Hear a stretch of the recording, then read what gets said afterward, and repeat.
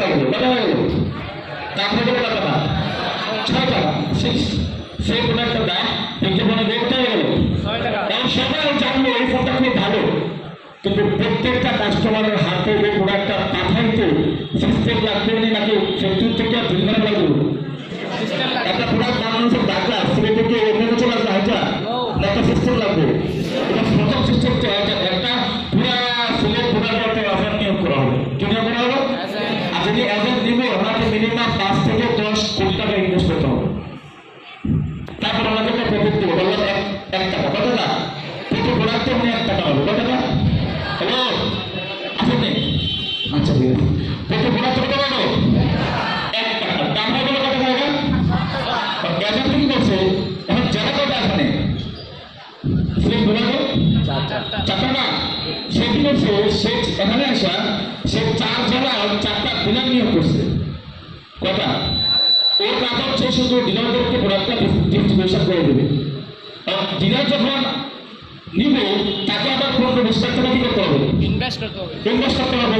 তার বিনিময়ে এই জায়গাতে অন্য কেউ আর এটা ডিস্ট্রিবিউশন করতে পারবে না। আপনার প্রতি প্রোডাক্ট তো বরাবর 1 টাকা দাম, তাহলে মানে আমাদের প্রোডাক্টের দাম কত হলো? আর ডিলারের কাজ হচ্ছে এই সিলেট যারা সকল দোকানদার ওরা থেকে প্রোডাক্ট দিবে। এখন দোকানদার কি আপনাদের কাছে লাখ টাকা দিতে করবে না লাভ করবে না? সিলেট 4 নম্বর জেলা পরিচিত দোকান কেবল শব্দ পরিচিত দেবে না, লাভ করবে না করবে না? তবে এখানে আসলে প্রোডাক্টের দাম হয়ে গেছে 10 টাকা।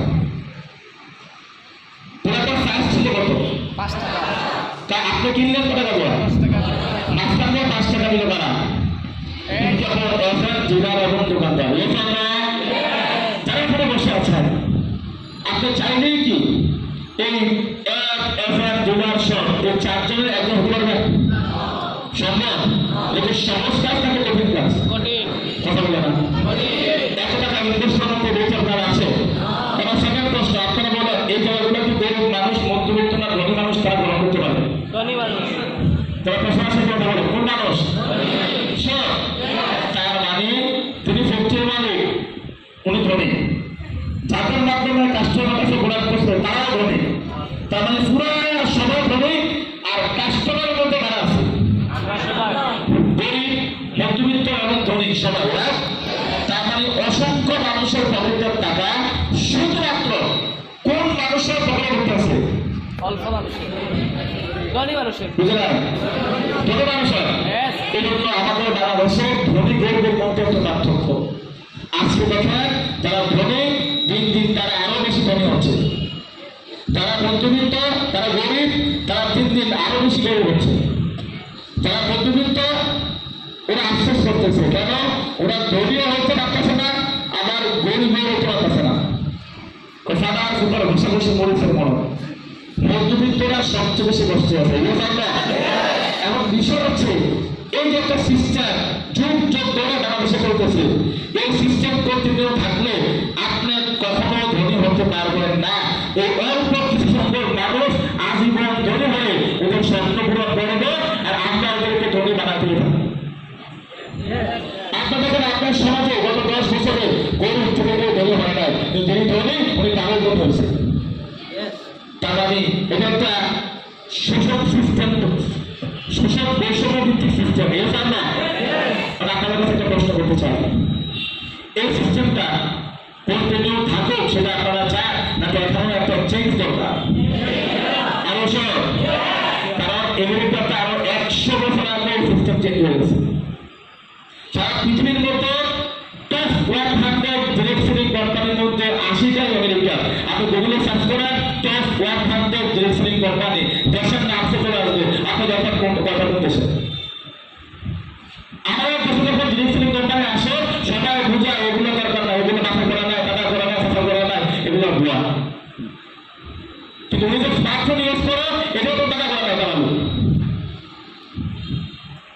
কেন করা হচ্ছে? আমাদের যে সিস্টেম মধ্যে নিরুৎসাহিত করা হচ্ছে। আমরা সবাই উৎসাহিত হবে ওই ধনী মানুষগুলা এক চিঠি আর সুবিধা নিতে পারবে না। কিন্তু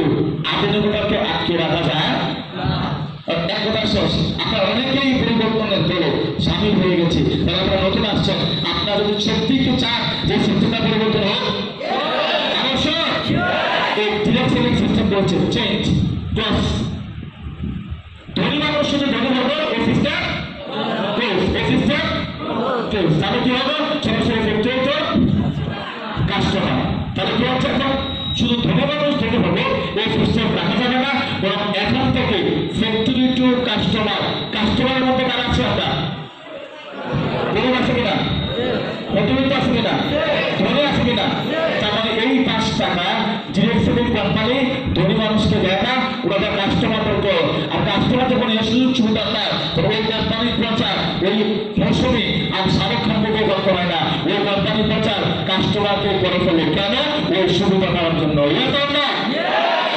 এবং এখানে 3 শ্রেণীর মানুষের জীবন মান পরিবর্তন হয়। আর না হলে আজকে অপুর মতো একটা গরিব পরিবারের ছেলে আজকে এখানে আসতে পারে না। আজকে আমাদের মতো একটা স্টুডেন্ট অল্প বয়সে এখানে আসতে পারে না। আমার মতো একটা গরিব পরিবারের ছেলে আজকে আমি শহরে হতে পারি না। কেন পারছি? সিস্টেমের কারণে পারছি। কারণ এখানে গরিবদের শহরের একটা সুযোগ, ইনকাম করার একটা সুযোগ। তা যারা এখানে আসছেন, আপনি যদি এই সিস্টেমে অন্তর্ভুক্ত হন, আপনি যদি এই সিস্টেমে জয়েন করেন, তাহলে এখানে দেখুন 3 শ্রেণীর মানুষের জীবন মান পরিবর্তন করা যায়। সারা পৃথিবীতে একটাই সিস্টেম আছে, যে সিস্টেমে কাজ করলে ধনী গরিব মধ্যবিত্ত 3 শ্রেণীর মানুষের জীবন মান সমানভাবে পরিবর্তন হয়। আর সেটাই হচ্ছে ডিরেক্ট সেলিং সিস্টেম। আর সেই সিস্টেম আপনার সাথে নিয়ে আসছে, আপনি গ্রহণ করেন, আপনি নিজেকেও পরিবর্তন করেন, খাতায় সামিল করে ফেলেন। এই জানলা এটা হচ্ছে আধুনিক সিস্টেম। এই কারণে আমাদের সবার এই সিস্টেমটাকে অ্যাকসেপ্ট করা দরকার, গ্রহণ করা দরকার। তাহলে আমরা সমানভাবে সবার আর্থিক ব্যবস্থার একটা পরিবর্তন আসবে। আমি কি সবাই তুলে বলতে পারলাম? সবাই সবাই বুঝছেন? সবাই বুঝছেন? কেন এই সিস্টেমটাকে তারা এসে কে নিয়ে